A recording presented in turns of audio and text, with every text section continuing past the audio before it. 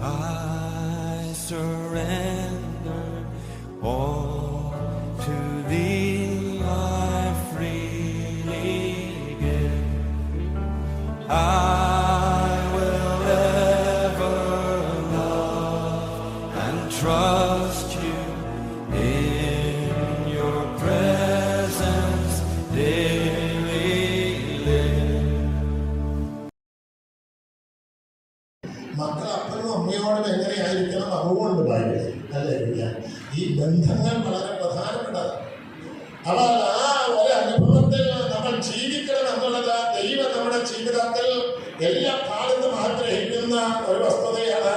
അപ്പോൾ ഭർത്താക്കന്മാരോട് പറയുമ്പോൾ അവിടെ പറയുന്ന ഒരു ഭാഗം നമ്മൾ വായിക്കുന്നത് ഇങ്ങനെയാണ്. ഹല്ലേലൂയ. അവിടെ പറയുന്ന ക്രിസ്തു ശരീരത്തിന് രക്ഷിതാവായി സഭയ്ക്ക് തലയാകുന്നത് പോലെ ഭർത്താവ് ഭാര്യയ്ക്ക് തലയാകുന്നു. 23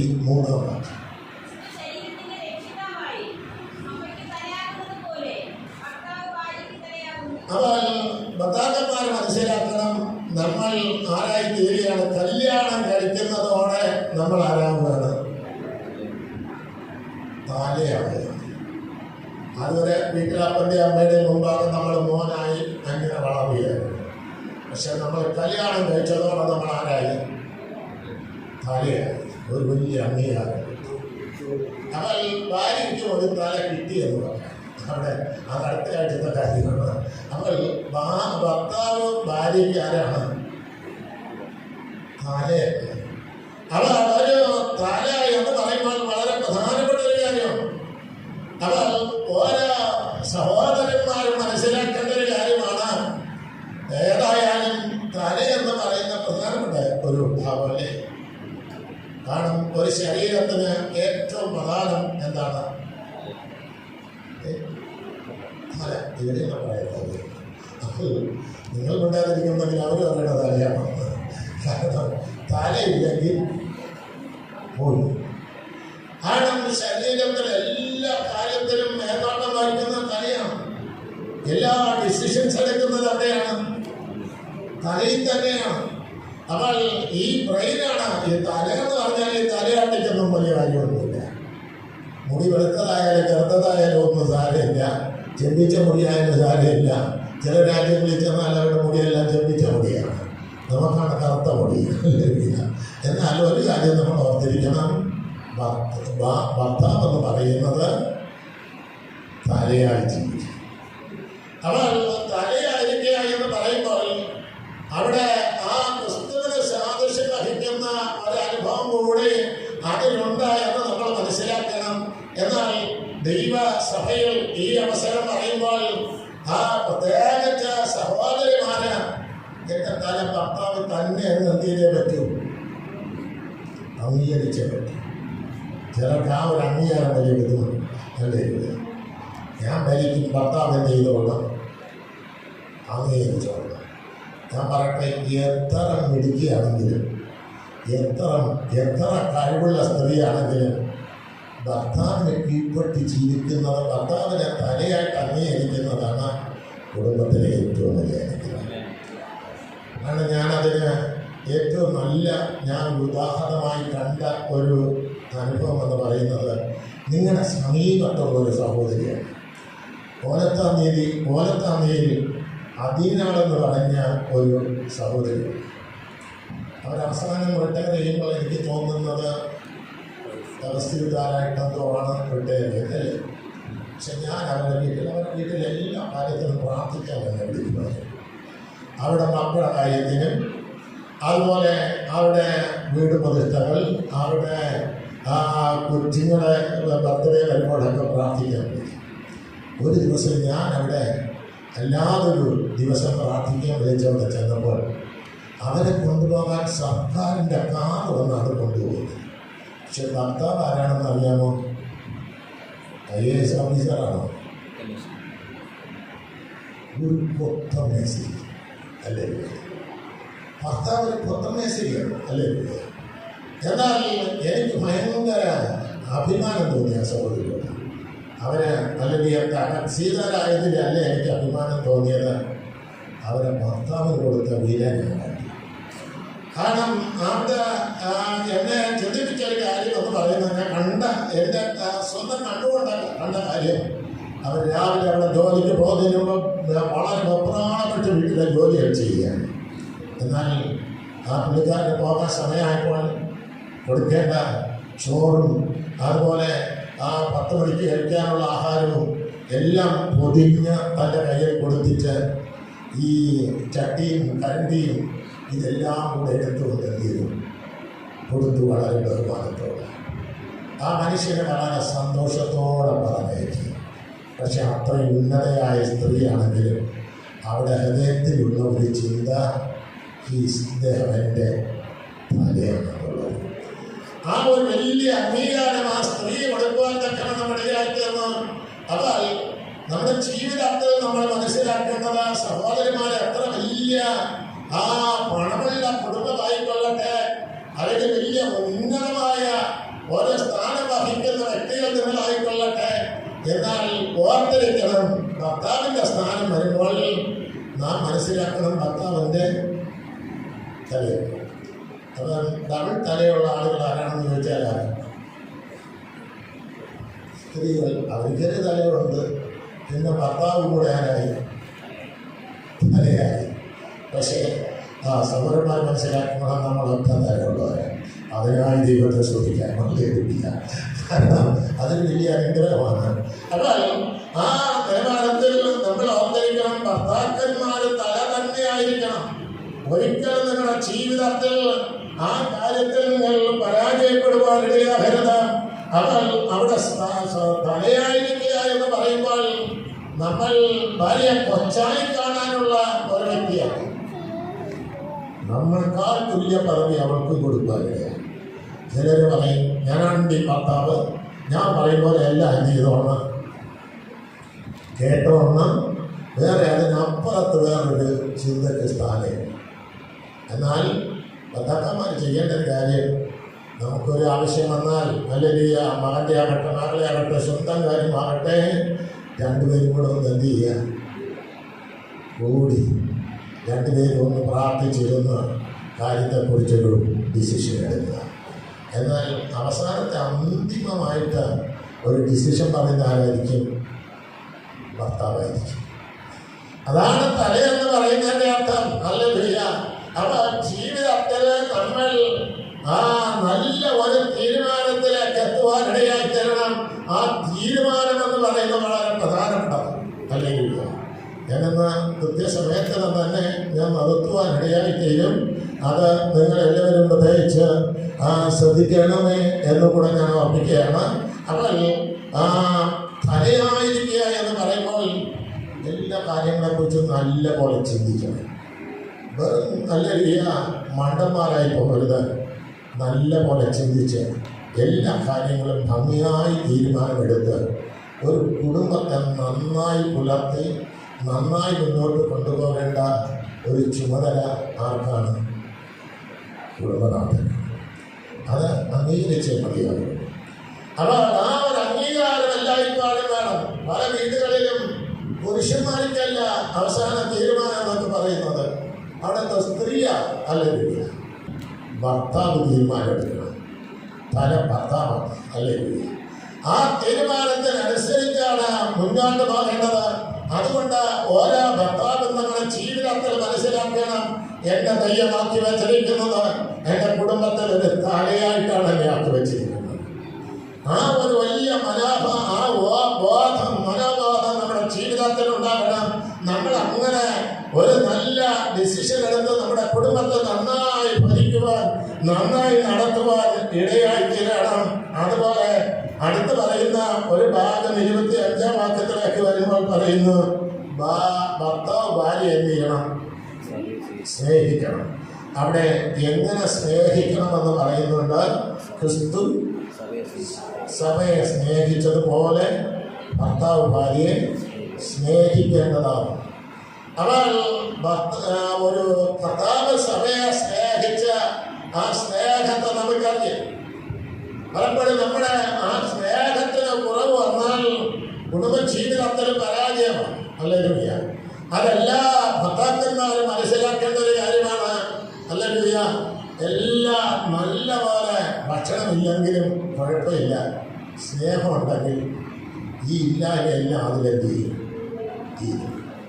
എന്നാൽ സ്നേഹം നമ്മുടെ ജീവിതത്തിൽ ഇല്ലാതെ പോയാൽ അത് ഭയങ്കര പരാജയമായി മാറും. ഹല്ലേലൂയ. അതുകൊണ്ട് ഭർത്താക്കന്മാരോട് പറയാണ്, ഭാര്യ എന്ത് ചെയ്യണം? സ്നേഹിക്കണം. എങ്ങനെ? ക്രിസ്തു സഭയെ സ്നേഹിച്ചതുപോലെ. വേറൊരു ഭാഗത്തിൽ പറയുന്നത് സ്വന്തം ശരീരത്തെ പോലെ സ്നേഹിക്കുക. അപ്പോൾ സ്വന്തം ശരീരത്തെ പോലെ സ്നേഹിക്കുക എന്ന് പറയുമ്പോൾ ഈ സ്വന്തം ശരീരത്തിന് നമ്മൾ കൊടുക്കുന്ന വില എന്തുമാത്രം വലുതാണെന്നറിയാമോ? അല്ലെങ്കിൽ സോനജിയുടെ ശരീരത്തിന് അജി എന്ത് കൊടുത്തിട്ടുണ്ട്? ഭയങ്കര സ്നേഹം. അല്ലെങ്കിൽ അജിയുടെ കൈയ്യൊരു തെറ്റ് ചെയ്താൽ ആ കയ്യെ വെട്ടിക്കളയും. ഞാൻ കൈ എന്ത് ചെയ്യില്ല, വെട്ടിക്കളയില്ല. കാര്യം എന്താ? ആ കയ്യെ ഇടിക്കുകയോ വേദനിപ്പിക്കുകയോ ചെയ്യുമോ? ഇല്ല. കാര്യം എന്താണ്? ഈ കൈ അജിയുടെ കൈയായതുകൊണ്ട്. അവൻ ഈ കൈ അജിയുടെ കൈയായതുകൊണ്ട് ശരിക്കും പറഞ്ഞാൽ എന്ത് മിസ്റ്റേക്ക് അജി തൻ്റെ കൈ കൊണ്ട് ചെയ്താലും ആ കൈയെ ദണ്ഡിപ്പിക്കാം. ആണ് എന്തൊരു സ്നേഹം കൈയോ. കാരണം ഈ കൈ എൻ്റെതാണ്.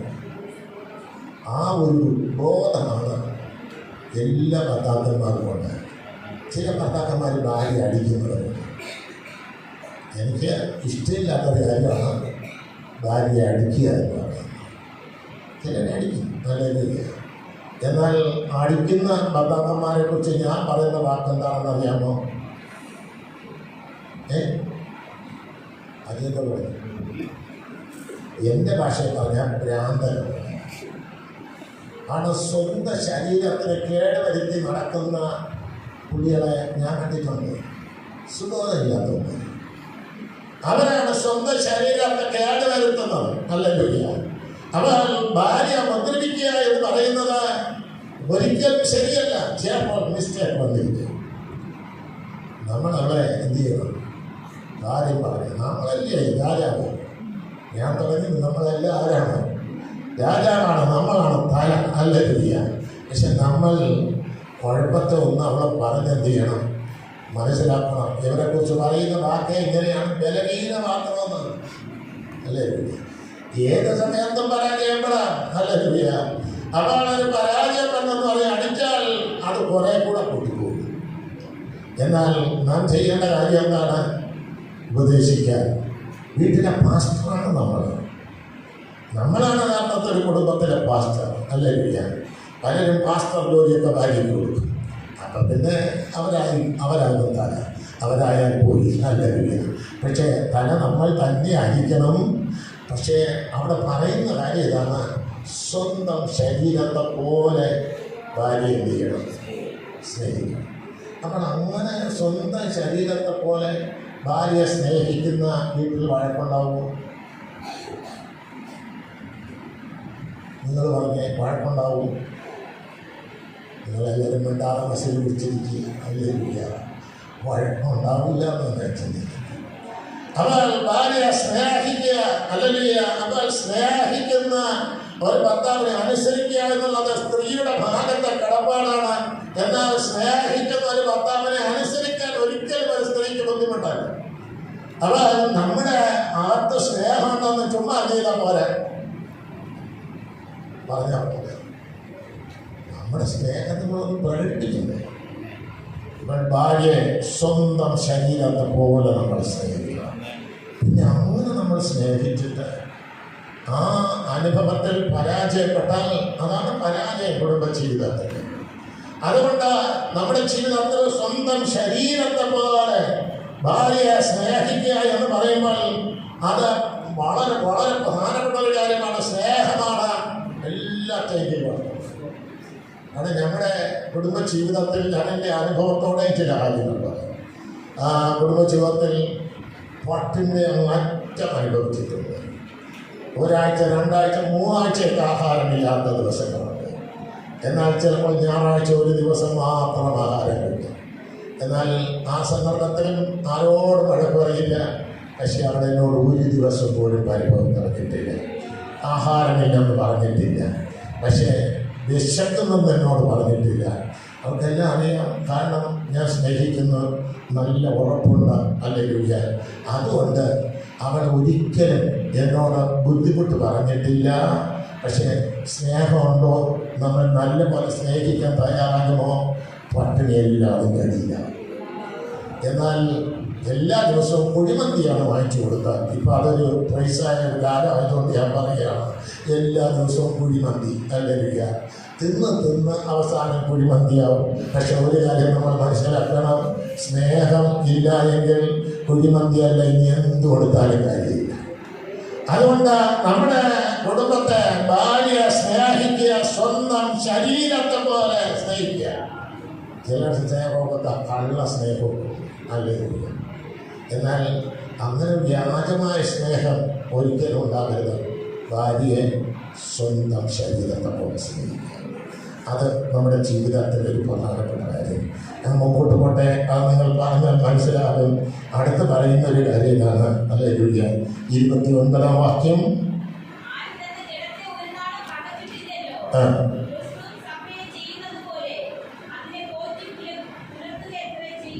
മതി. അപ്പോൾ അതുപോലെ രണ്ടാമത്തെ കാര്യം ഭർത്താവിനുള്ള കടപ്പ.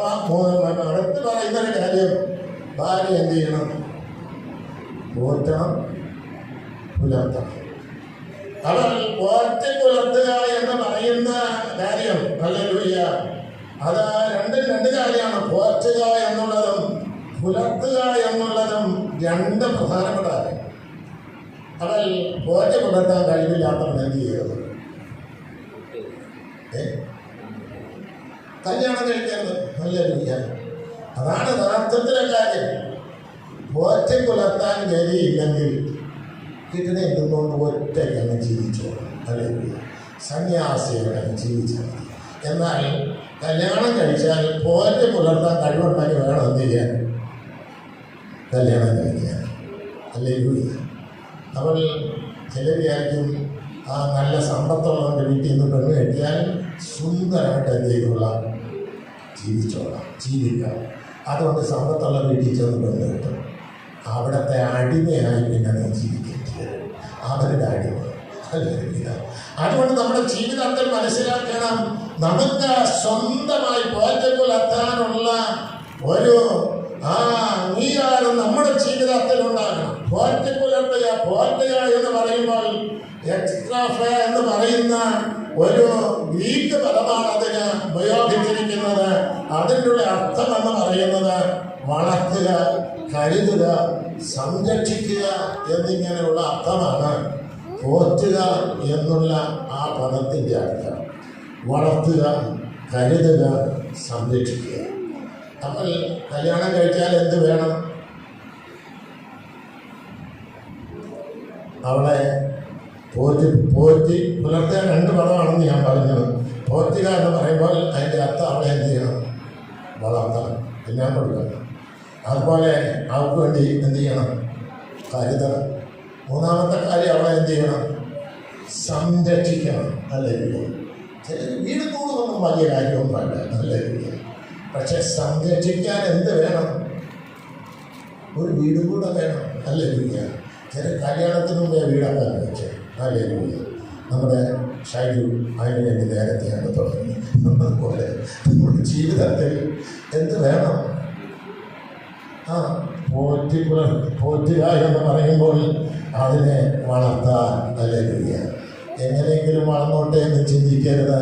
എങ്ങനെയെങ്കിലും വളർന്നോളാൻ പറഞ്ഞാൽ എങ്ങനെയെങ്കിലും വളരും, പിന്നെ അതൊരു ഗുണമില്ലാതെ.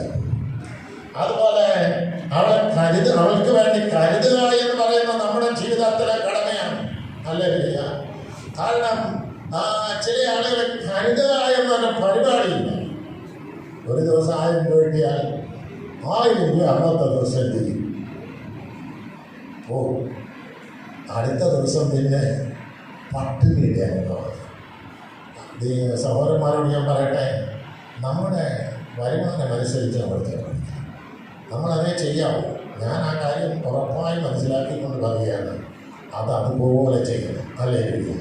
അപ്പോൾ നമ്മുടെ വരുമാനം നോക്കി ചിലപ്പോൾ ഒരു ആഴ്ചയിൽ 1000 രൂപയാണ് കിട്ടിയാൽ 1000 രൂപ കൊണ്ട് ആ ആഴ്ച മുഴുവൻ എങ്ങനെ കഴിയണം? ഓണം പോലെ. ഹല്ലേലൂയ. 1000 രൂപ കൊണ്ട് ആഴ്ച മുഴുവൻ സന്തോഷത്തോടെ ജീവിക്കണം. ദർബാർ ഒഴിവാക്കിയിട്ട്. ഹല്ലേലൂയ. ചിലരുടെ ദർബാർ എന്ന് പറഞ്ഞാൽ ഹല്ലേലൂയ ഉള്ള പൈസ എല്ലാം അടിച്ചു തീർക്കും. അവസാനത്തിന് ആളുകളോട് കടം ചോദിക്കും. കടം കൊണ്ട് മുങ്ങുമ്പോൾ പിന്നെ അതിനേക്കാൾ വലിയ പ്രതിസന്ധിയിലോട്ട് പോകും. അതുകൊണ്ട് ഒരു കാര്യം മനസ്സിലാക്കണം, അധികം കടം വരാതെ. ഹല്ലേലൂയ. നമ്മൾ മനസ്സിലാക്കുന്ന ഒരു ഭയങ്കര ചുമതലയാണ് നമ്മൾ ഏറ്റെടുത്തത്. ഞാൻ മൂക്കിട്ട് ഷായത് ചെയ്യുന്നു. ഹല്ലേലൂയ. എന്ന് പറഞ്ഞാൽ ഭാര്യയെ പോറ്റണം. അങ്ങനെ എൻ്റെ കുടുംബജീവിതത്തിൽ 3 പിള്ളേരെ കിട്ടി. ആ 3 പിള്ളേർക്ക് തിന്നാൻ കൊടുക്കണം. ഹല്ലേലൂയ. നിങ്ങൾ മനസ്സിലാക്കണ എത്ര ബുദ്ധിമുട്ടുള്ള കാര്യം. ഹല്ലേലൂയ. അതുകൊണ്ടാണ് ഞാൻ പറഞ്ഞത്, എൻ്റെ ജീവിതത്തിൽ ഞാൻ മൂക്കിട്ട് ഷായിട്ട് പോയ സന്ദർഭങ്ങളുണ്ട്. കാരണം എൻ്റെ കടപ്പാട് ഞാൻ നിർവഹിച്ച് മതിയാകും. ഞാൻ എത്ര മൂക്കിട്ട് ഷായിയാലും അത് ഞാൻ നടത്തിയേ മതിയാകുള്ളൂ. അതുകൊണ്ട് ഹല്ലേലൂയ പിള്ളേർ അതുപോലെ ഹല്ലേലൂയ കുടുംബത്തോടൊക്കെയുള്ള കാര്യത്തിൽ വളരെ നല്ല നിലവാരത്തിൽ ജീവിക്കാൻ എനിക്ക് സഹായിച്ചിട്ടുണ്ട്. അതുപോലെ പോറ്റുക, അതുപോലെ പുലർത്തുക എന്ന് പറയുമ്പോൾ നമ്മൾ പരമ്പരാഗതൊരു ഇഷ്ടം ചോദിച്ചാൽ നമ്മൾ വെറും നിസ്സാരമായി അത് തള്ളിക്കളയും. ഇപ്പോൾ പൈസ ഇടിയുന്നു അല്ലെങ്കിൽ എന്തെങ്കിലും പറഞ്ഞ് തള്ളിക്കളയാറുണ്ട്. പക്ഷെ ഒരു കാര്യം മനസ്സിലാക്കണം, നിങ്ങളോടല്ലാതെ ആരോടാണ് അവർക്ക് ചോദിക്കാൻ കഴിയുന്നത്? നിങ്ങൾ അത് ചെയ്തു കൊടുക്കാൻ പറ്റും. അതുകൊണ്ട് ഇഷ്ടപ്പെട്ട ഒരു ആഹാരമാകട്ടെ, അതുപോലെ മറ്റൊരു കാര്യമാകട്ടെ, ചോദിച്ചാൽ കൊടുക്കാൻ നിങ്ങൾ ബാധ്യസ്ഥരാണ്. പലരും ചെയ്യാത്തൊരു കാര്യമാണ്. പലപ്പോഴും പലരും ആ കാര്യത്തിൽ കുറവുള്ളവരായി തീരാറുണ്ട്. എന്നാൽ പ്രിയപ്പെട്ട ഭർത്താക്കന്മാരെ, നിങ്ങളോട് ഞാൻ പറയട്ടെ, നമ്മുടെ ജീവിതത്തിൽ ആ പുലർത്തുക എന്ന് പറയുമ്പോൾ പണിവാ ചിന്തിക്കുക എന്നുള്ളത് നമ്മുടെ ജീവിതത്തിൽ ഒരു വലിയ കടപ്പാട്. ഹല്ലേലൂയ. അതുപോലെ അതിന് വേറൊരു അർത്ഥം കൂടെ അവിടെ പറയുന്നുണ്ട്, ആർദ്രതയോടുകൂടിയ ഒരു തലോട്. സാധാരണ നമ്മൾ എനിക്കതിന് ഒരു ഉദാഹരണം പറയുവാൻ കഴിയുന്നത്, ഒരു ആട്ടിൻകുട്ടിയെ നമ്മൾ എന്ത് ചെയ്യും? തലോ അതിൻ്റെ തലയിൽ ഇങ്ങനെ എന്ത് ചെയ്യും? അതിൻ്റെ കുറുക്കിലോട്ട് ഇങ്ങനെ ഒന്ന് തലോടുന്നത്. പക്ഷെ അങ്ങനെ തലോടുമ്പോൾ ആ ആട്ടുകുട്ടി എത്ര ശാന്തനായിരിക്കുമെന്നറിയാമോ? നമ്മൾ പിന്നെയും ഇങ്ങനെ തലോടുമ്പോൾ അതിനെന്തൊരു സന്തോഷം, അതിനെന്തൊരു സുഖം. എന്നാൽ പുലർത്തുക എന്ന് പറയുമ്പോൾ അവിടെ അർത്ഥമാക്കുന്നൊരു കാര്യം, നമ്മളവിടെ ഭക്ഷണം കൊടുത്ത് പരിപോഷിപ്പിക്കണം. ആർദ്രതയോടെ ഉള്ള ഒരു തലോട്. അത് പല വേദനകൾ മാറിപ്പോകുകയാണ്. നമ്മുടെ ജീവിതത്തിൽ ആ ഒരു വലിയ ദൗത്യമുണ്ട്. കാരണം വേദപുസ്തകത്തിൽ പറഞ്ഞേക്കുന്ന കാര്യമാണ്. ഹല്ലേലൂയ. വെറും നമ്മൾ ചവിട്ടി തേക്കാനുള്ള ഒരു ചവിട്ട് വന്ന പോലെ ആരും ഭാര്യയെ കാണും. എന്നാൽ പഴയ നിയമത്തിൽ നമ്മൾ വായിക്കുമ്പോൾ ഈ ഔവ പാപം ചെയ്തു കഴിഞ്ഞപ്പോൾ അവിടെ ആ ദൈവം കൊടുത്ത ഒരു ശിക്ഷ എന്ന് പറഞ്ഞത്, അവയോട് പറഞ്ഞു, ആ പുരുഷൻ തന്നെ എന്ത് ചെയ്യും? ഭരിക്കും. അവിടുത്തെ ഗ്രീക്ക് വാക്കിൻ്റെ അർത്ഥത്തിൽ, ഹീബ്രുവിൻ്റെ അർത്ഥത്തിൽ ചിന്തിച്ചാൽ നിന്നെ ചവിട്ടിത്തേക്കുമെന്നാണ് പറഞ്ഞത്. അപ്പോൾ പഴയ നിയമത്തിൻ്റെ അർത്ഥത്തിൽ പറഞ്ഞാൽ അവിടെ എന്ത് ചെയ്യുമെന്ന കാര്യം ചവിട്ടിത്തേക്കുമല്ല. എന്നാൽ പുതിയ നിയമത്തിലോട്ട് വരുമ്പോൾ എൻ്റെ കർത്താവ് സ്ഥിതിക്കൊരു മാറ്റം വരുന്നത്. കാരണം യേശുകർത്താവ് ക്രൂശിൽ മരിച്ചു കഴിഞ്ഞപ്പോൾ ആ യേശുകർത്താവിൻ്റെ മക്കളായി നമ്മൾ മാറിക്കഴിഞ്ഞപ്പോൾ പഴയ നിയമത്തിൻ്റെ ആ സ്ഥിതി തന്നെ അങ്ങ് മാറി. ഹല്ലേലൂയ. മാറിയിട്ട് പുതിയ നിയമത്തിലേക്ക് വരുമ്പോൾ നമുക്ക് കാണുവാൻ കഴിയുന്നത്, യേശു കർത്താവ് തൻ്റെ കാന്തയായി, തൻ്റെ മണവാട്ടിയായി ദൈവസഭയെ സ്വീകരിക്കുന്ന അനുഭവത്തെ നമുക്ക് കാണുവാൻ തക്കവണ്ണം കഴിയും. അപ്പോൾ നമ്മൾ മനസ്സിലാക്കണം, ഹല്ലേലൂയ, പോറ്റുക, പുലർത്തുക എന്നുള്ള ഒരു വലിയ ദൗത്യമാണ് നമ്മുടെ ജീവിതം. അവൾ അവർക്ക് വേണ്ടുന്ന പരിഭാഷണം ആർദ്രതയോട് കൂടിയ ആ സ്നേഹം ഇവയെല്ലാം നമുക്ക് നമ്മുടെ ജീവിതത്തിൽ ഉണ്ടായിരിക്കണം. എന്നാൽ 31-ാം വാക്യത്തിലേക്ക് വരുമ്പോൾ അവിടെ പറയുന്ന ഒരു ഭാഗം ഭർത്താവിനോട് പറയുന്ന ഒരു കാര്യം ഇതാണ്. വായിക്കാം.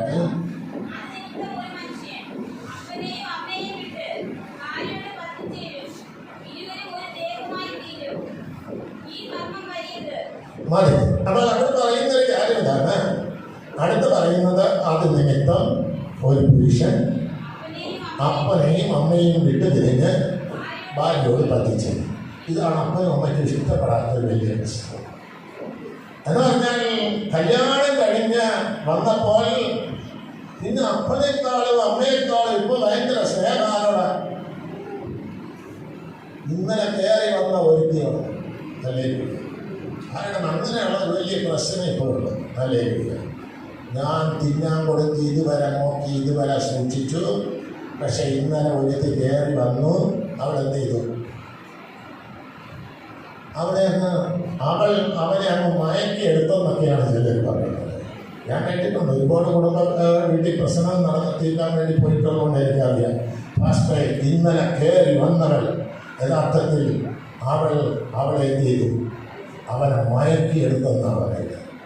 യഥാർത്ഥത്തിൽ മയക്കിയെടുത്തതല്ല. യഥാർത്ഥത്തിൽ ഇവിടെ പറയുന്നത് പുരുഷൻ അപ്പനെയും അമ്മയും വിട്ടുപിരിഞ്ഞ് ഭാര്യയോട് പറ്റിച്ചേരും. അമ്മയും അപ്പനും അതിനു വേണ്ടി എന്ത് പറയണം? ഇവിടെ ഇരിക്കുന്ന അമ്മയപ്പന്മാരെന്ത് പറയണം? ക്രൈസ്തവോടെന്ന് പറയണം. അങ്ങനെ കണ്ടാൽ ക്രൈസ്തവോടെന്ന് പറയണം. നിങ്ങൾക്ക് നെഞ്ചുവേദനയും അറ്റാക്കൊന്നും വരേണ്ട കാര്യമൊന്നുമില്ല.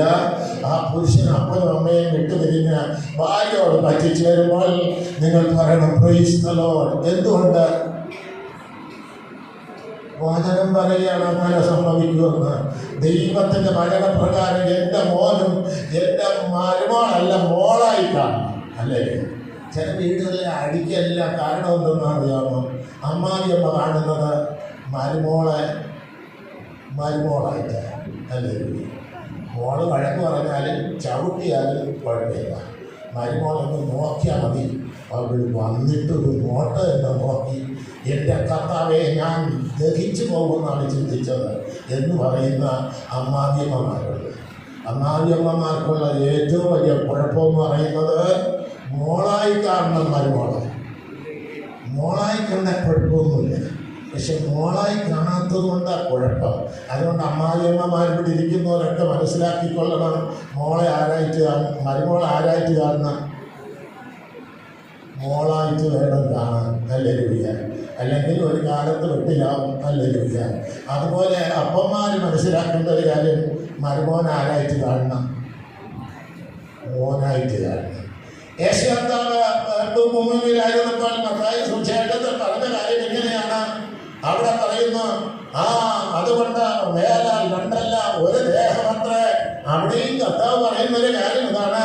പുരുഷൻ അപ്പനെയും അമ്മയും വിട്ടുതരുന്നത് 19-ാം അധ്യായത്തിൽ പറയുന്ന ഒരു ഭാഗമാണ്. പുരുഷൻ അപ്പനെയും അമ്മയും വിട്ടുപിരിഞ്ഞ് ഭാര്യയോട് പറ്റിച്ചേരും. ഇവിടെ സുവിശേഷത്തിൽ അപ്പോസ്തലന്മാർ മാത്രം പറയുന്നതല്ല, കർത്താവ് പറഞ്ഞ കാര്യമാണ്. അപ്പോൾ അങ്ങനെ സംബന്ധിച്ചാൽ ഒരു വീട്ടിലൊരു പ്രശ്നത്തിന് പരിഹാരത്തിന് ചെന്നപ്പോൾ അവിടെ പറഞ്ഞൊരു കാര്യം ഏതാണ്? പാസ്റ്റേ, കല്യാണം കഴിഞ്ഞിട്ട് ഒരാഴ്ച പോലുമായില്ല, എൻ്റെ മോനെ അവൾ മയക്കിയെടുക്കുകയാണ്. ഞാൻ ചോദിച്ചെന്താ കാര്യം? ഇപ്പം അവർക്ക് അവനാണ് പ്രധാനം, അവനും ഇപ്പം അവളാണ് പ്രധാനം. കറക്റ്റ് ദൈവവചനം അവിടെ നിറവേറി. ഹല്ലേലൂയ. കറക്റ്റ് ദൈവകാര്യം അവിടെ നിറവേറി. കാരണം എന്ന് പറഞ്ഞാൽ പുരുഷൻ അപ്പനെ അമ്മയും വിട്ടുതിരിഞ്ഞാലോട് ചേർന്നു, ഭാര്യയോട് പറ്റിച്ചേർന്നു. അതാണ് യഥാർത്ഥത്തിൽ സംഭവിക്കേണ്ട കാര്യം. അത് സംഭവിച്ചില്ല എങ്കിൽ കുടുംബജീവിതം നേരെ പോകത്തില്ല. അതുകൊണ്ട് എല്ലാ പുരുഷന്മാരോടും ഞാൻ പറയുന്ന കാര്യമാണ്, നമ്മുടെ അപ്പനെയായും അമ്മയായും എന്നതുകൊണ്ട് നിങ്ങൾ മനസ്സിലാക്കാൻ. നാളെ തൊട്ട് അപ്പൻ്റെ കാര്യം നോക്കില്ല, അമ്മയുടെ കാര്യവും നോക്കില്ല, ഞാൻ എൻ്റെ ഭാര്യയുടെ കാര്യമേ നോക്കുള്ളൂ. സഹോദരിയും പറയരുത് ഹല്ലേലൂയ, ഞങ്ങളിനി ഒരു പരിപാടിയിൽ നിങ്ങൾ നോക്കുന്ന പരിപാടിയില്ല. പക്ഷെ ഒരു കാര്യം മനസ്സിലാക്കണം, ഹല്ലേലൂയ, അവിടെ അതിനെക്കുറിച്ച് വ്യക്തമായി പറയുന്നുണ്ട്. അപ്പനെ അമ്മയും നോക്കിയിട്ടേ വേറെ കാര്യമുള്ളൂ. അപ്പനെ അമ്മയും നോക്കാതിരിക്കരുത്. അവർക്ക് കൊടുക്കേണ്ടത് ചെയ്യേണ്ടതെല്ലാം ചെയ്യണം. അവർക്ക് കൊടുക്കേണ്ടത് എല്ലാ കരുതലും ചെയ്യണം. ഹല്ലേലൂയ. അത് വേറൊരു ദിവസം ഞാൻ പ്രസംഗിക്കാം. ഹല്ലേലൂയ. അതുകൊണ്ട് ഹല്ലേലൂയ കുറേ കാര്യങ്ങൾ നമ്മുടെ ആളുകൾ അറിഞ്ഞിരിക്കണം. അറിയായ്മ കൊണ്ട് പല കുടുംബങ്ങളെ പരാജയപ്പെടുകയാണ്. അപ്പോൾ ആ കുടുംബ ജീവിതത്തിലേക്ക് വരുമ്പോൾ അവിടെ സംഭവിക്കുന്ന ഒരു കാര്യമാണ് ഞാനിവിടെ പറഞ്ഞത്. അപ്പനെയും അമ്മയും വിട്ടുപിരിഞ്ഞ് ഭാര്യയോട് പറ്റിച്ചേരുകയാണ്. ഹല്ലേലൂയ. അതുകൊണ്ട് നമ്മുടെ ജീവിതത്തിൽ ഹല്ലേലൂയ അത് സംഭവിച്ചേ മതിയാകുള്ളൂ. പ്രിയപ്പെട്ട ദൈവമക്കളെ, ഹല്ലേലൂയ, നമ്മുടെ ജീവിതത്തിൽ ദൈവം തന്നിരിക്കുന്ന കുടുംബം എന്ന് പറയുന്നത് ഏറ്റവും നല്ലതാണ്. ഈ പറഞ്ഞ കാര്യങ്ങൾ പുരുഷന്മാർ അംഗീകരിക്കാൻ തയ്യാറായാൽ ഹല്ലേലൂയ നിങ്ങളുടെ കുടുംബ ജീവിതം അനുഗ്രഹം. ഒരു കൊച്ചു സ്വർഗതുല്യമായി നിങ്ങളുടെ കുടുംബ ജീവിതം മാറുവാനിടയായിത്തീരും. ഇത് സഹോദരന്മാർ ചെയ്യേണ്ട കാര്യം അടുത്തായിട്ട് പറയുമ്പോൾ ഇതിൻ്റെ ബാക്കി ഭാഗം കൂടെ തിരിച്ച് മനസ്സിലാക്കുമ്പോൾ അതും കൂടെ നമുക്ക് നല്ലപോലെ തിരിച്ചറിയാൻ കഴിയും. അപ്പോൾ രണ്ടുപേരെയും കടപ്പാട്. ഇപ്പം സഹോദരന്മാരൊക്കെ ചിന്തിക്കുന്നത് രാവിലെ വെച്ച് കാപ്പി ഉണ്ടാക്കി കൊടുക്കുക, ചോറുണ്ടാക്കി കൊടുക്കുക, പിന്നെ വൈകിട്ട് തിന്നാൻ കൊടുക്കുക. ഹല്ലേലൂയ. ചില വീട്ടിലൊക്കെ ഞാൻ കണ്ടിട്ടുണ്ട്. ഹല്ലേലൂയ. ചോറെല്ലാം കോരി വെച്ചിട്ട് പറയും പെണ്ണെ എടുത്തുകൊണ്ട് കുടമേരിക്കുന്നു ആണെങ്കിൽ എന്നൊക്കെ പറയുന്ന പുള്ളികളുണ്ട്. ഹല്ലേലൂയ. ആ കുടുംബം എത്ര നേരെ പോകും. ഹല്ലേലൂയ. അതിനെക്കുറിച്ച് അടുത്ത ആഴ്ച നമുക്ക് കേൾക്കാം. എന്നാൽ നമ്മുടെ ജീവിതത്തിലുള്ള കടപ്പാട് നമ്മൾ നന്നായി മനസ്സിലാക്കൂ. ഹല്ലേലൂയ. ഭാര്യയെ നമ്മൾ സ്നേഹിക്കണം, പോറ്റണം, പുലർത്തണം. ഹല്ലേലൂയ. നമ്മുടെ ജീവിതത്തിലുള്ള കടപ്പാടുകൾ നന്നായിട്ട് നാം ചെയ്ത് ഈ മഞ്ഞക്കോട് നമ്മളെ കുടുംബം പോലെ വേറൊരു നല്ല കുടുംബം വേറെ ഉണ്ടാകരുത്.